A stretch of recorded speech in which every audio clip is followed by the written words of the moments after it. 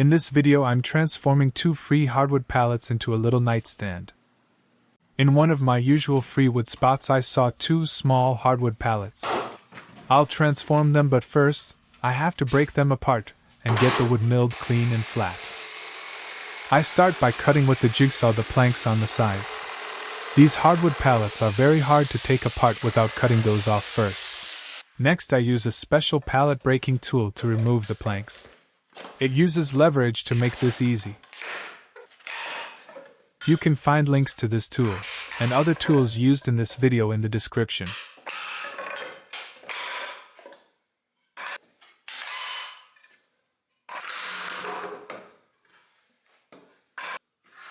I do the same for the other side. The underside often has broken or cracked planks. I don't ever keep those as they can be unpredictable and dangerous. I use a piece of wood as leverage when I can't insert my tool at the plank's level. If not, it often ends up causing damage to the wood. To remove nails, I use a pneumatic nail remover.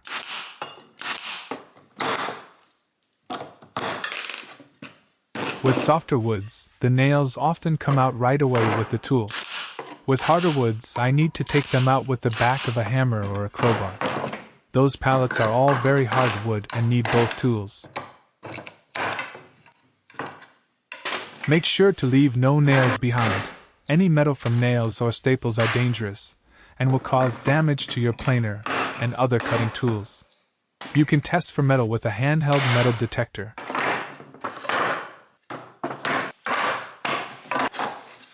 I finalized preparing the wood by planing it all to an even thickness. I ended up with 3 different kinds of woods. They are oak wood and a pink and grayish looking wood. If you know what those 2 others are, please tell me in the comments. Thanks for getting this far in the video. Subscribe to my channel for more content like this. It really helps me grow and make more and better videos. All done cleaning up the wood. Look at all that free hardwood. I'll use the gray wood for the tabletop, the oak wood for the drawer, and the red wood for the table's legs. To remove the gap between the planks of the tabletop, I'll join them using an electric hand planer, and finish some with my manual hand planer for a more delicate and precise job. Fold them up like a book and plane them together. Even if not perfectly square, they will match and hide the gap.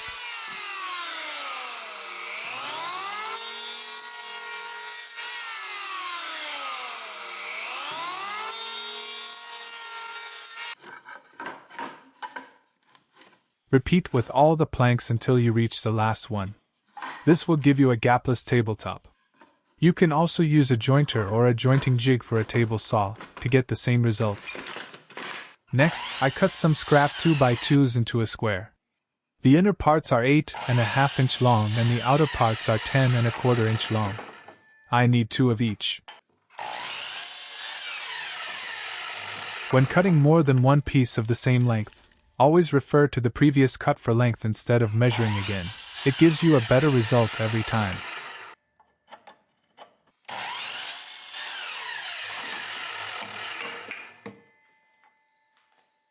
Add glue to the ends and secure with brad nails. The smaller parts are the inside of the square while the longer parts are the outside of it.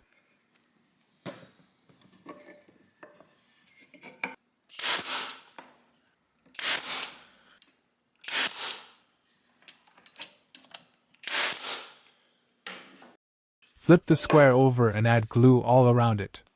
Flip it back over and use a lot of brad nails to fix it in place. Take the time to choose a spot where you drop it, as we will cut a square for the tabletop there. Place it where there's patterns or grain that you prefer. Secure with brad nails, then add many more all around the frame. The glue does most of the holding, but those will make sure your hold is nice and flat.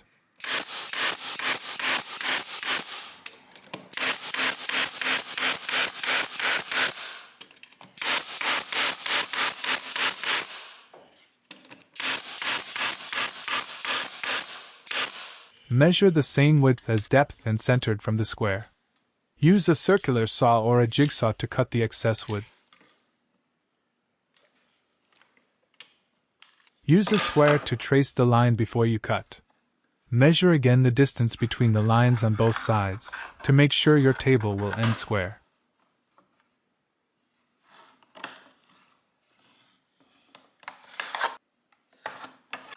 To cut the table square, I used my handheld circular saw, but many tools could be used to do the same.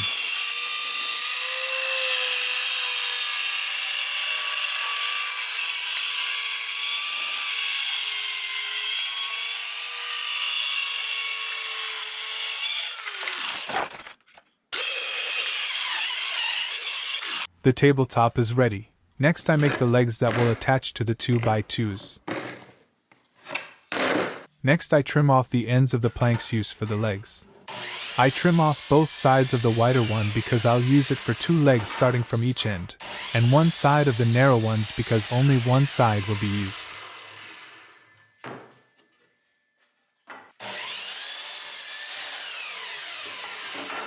The side I'm trimming off will be the top of the leg that touches the desk. The bottom of the legs, I'll cut later once assembled.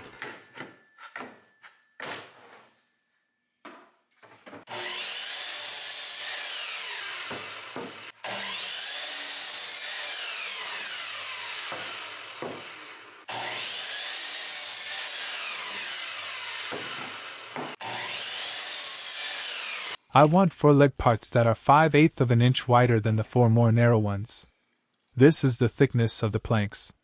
It'll give me 4 legs with equal sizes by combining a small and a big part for each leg.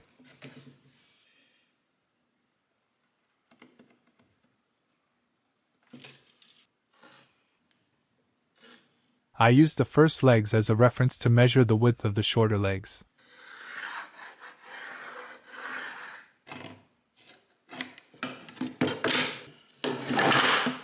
To cut the legs, I use my handheld circular saw.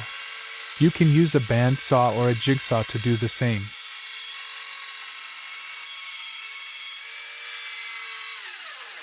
I flipped it around after cutting up to half of the plank. With my clamping situation, this was the best solution I could think of.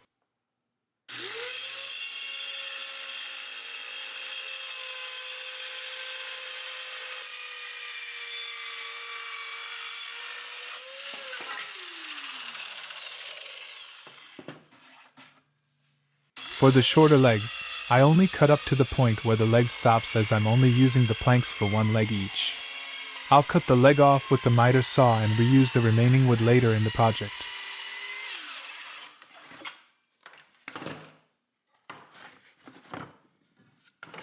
I trim off the legs to the correct length, 14¼ inches, with the miter saw.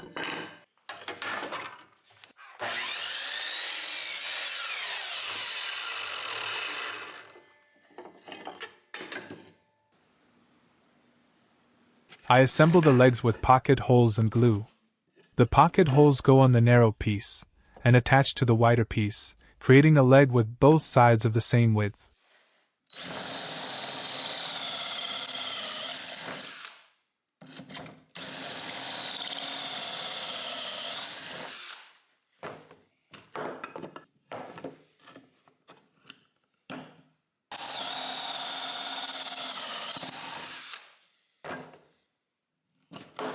Start by adding glue all along the edge of the narrow piece with pocket holes. Then I clamp it and screw the pocket hole screws. I can remove the clamp right away.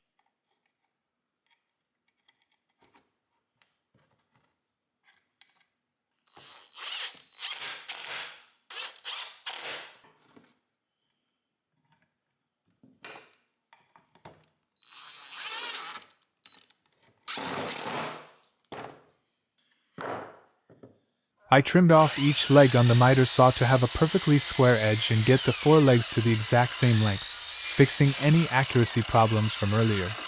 Next, I cut out a square hole in the front legs to pass the drawer that I'll make later.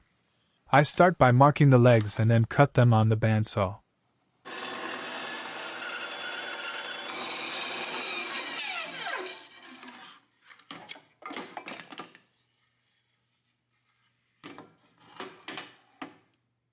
To assemble the legs to the main body, I use glue and brad nails, then I clamp it in place until dry.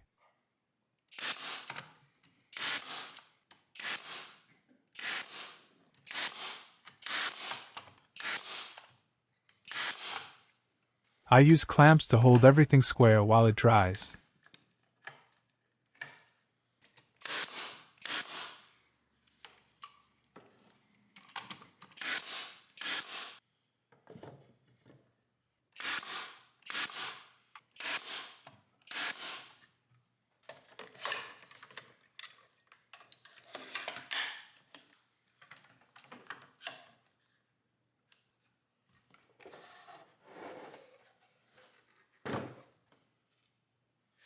I took the remaining wood from the legs earlier and cut it into strips. They will be the guides for the drawer, and other trims for later.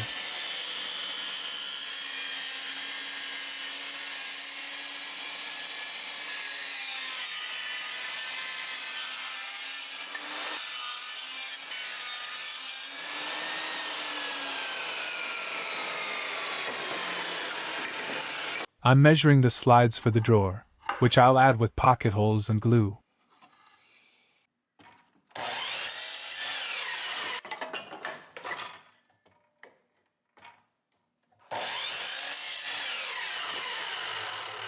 I marked all 4 legs at an equal distance from the bottom to help me align the slides for the drawer.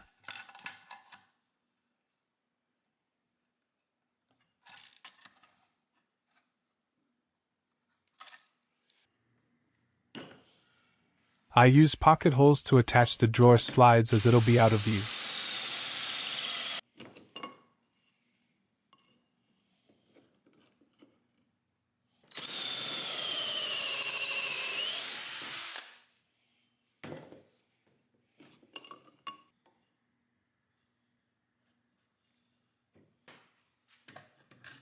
I use clamps to pressure hold the planks while I screw the pocket holes.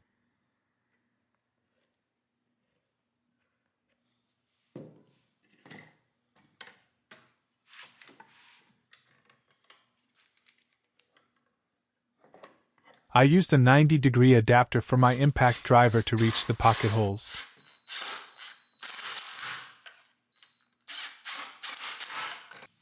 Next, I measure and cut the 2 parts where the drawer will slide on from front to back.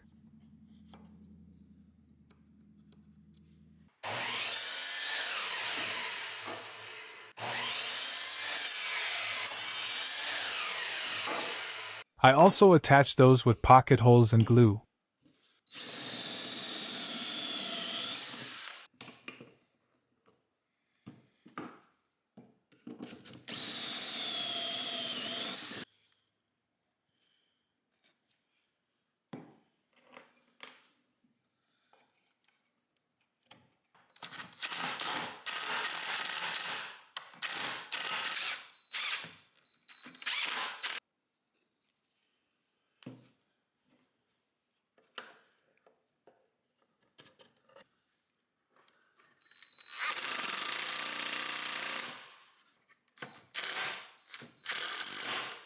All done making the drawer slide. Time to make the actual drawer. To make the drawer, I start by cutting 2 5.5-inch parts. They will be the front and rear of the drawer.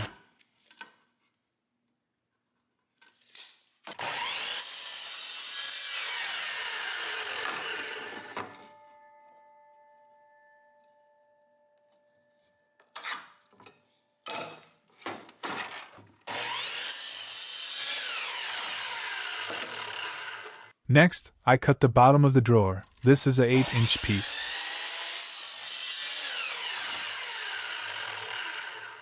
On the bottom of the drawer, I had 4 pocket holes, 2 on each side. They will attach to the front and back pieces I cut.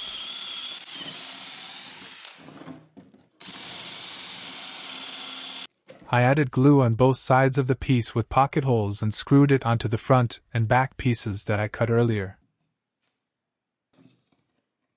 I use a clamp to hold the pieces on place while I screw them.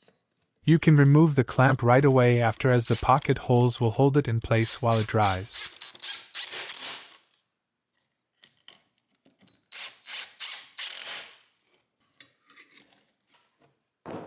I used the pieces of leftover pink wood to make a trim around the drawer entry.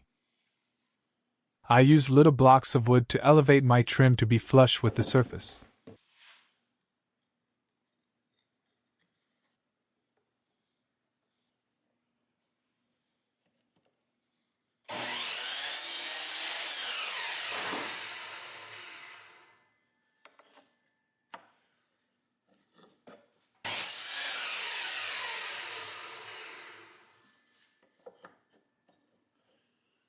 I use clamps while the glue dries and holds everything in place. I made a simple handle for the drawer out of the pink wood left over earlier. I pre-drill a hole on the handle and drawer front to make installation easier. To finalize the drawer, I added a 1/4-inch plywood wall to the sides.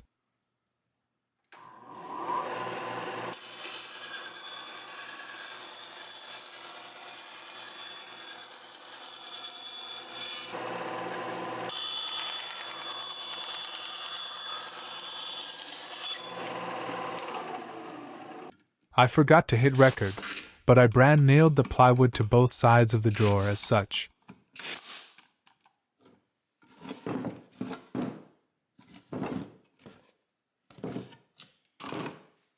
Here's the nightstand all done. Thanks for watching. Please like and subscribe for more videos like this.